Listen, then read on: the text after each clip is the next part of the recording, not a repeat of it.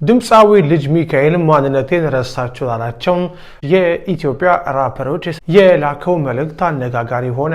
ምን ተፈጠረ? ታዋቂው የኢትዮጵያ ሂፕሆፕ ሙዚቃ ተጫዋች አርቲስት ልጅ ሚካኤል ወይም ፋፍ አዳዲስ ለሚመጡ የራፕ ሙዚቃ አርቲስቶች ያለውን አድናቆትና ለቀድሞቹ ደግሞ ያለውን ቅሬታ የገለጸበትን አወዛጋቢ መልእክት በማህበራዊ ሚዲያው ዛሬ አጋርቷል።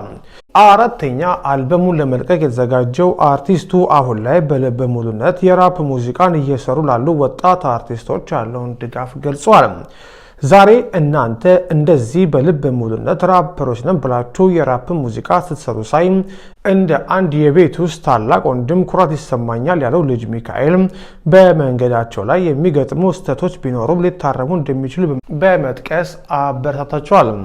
በተቃራኒው አርቲስቱ በሱ የስራ ዘመን ለነበሩና አሁን ላይ ማንነቴን ለረሳችሁ ላላቸው አንዳንድ ራፐሮች የሰነዘረው ሂስ መነጋገሪያ ሆኗል።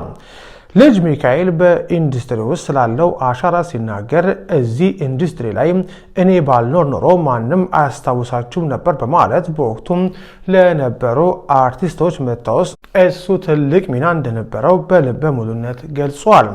ይህ የአርቲስቱ ንግግር በኢትዮጵያ የሂፕሆፕ ሙዚቃ ታሪክ ውስጥ የነበረውን የሽግግር ወቅትና የእሱን ሚና የሚያስታውስ ቢሆንም በቀድሞ የሙዚቃ አጋሮቹ ላይ የሰነዘረው ወቀሳ ግን የተለያዩ አስተያየቶችን እያስከተለ ይገኛል።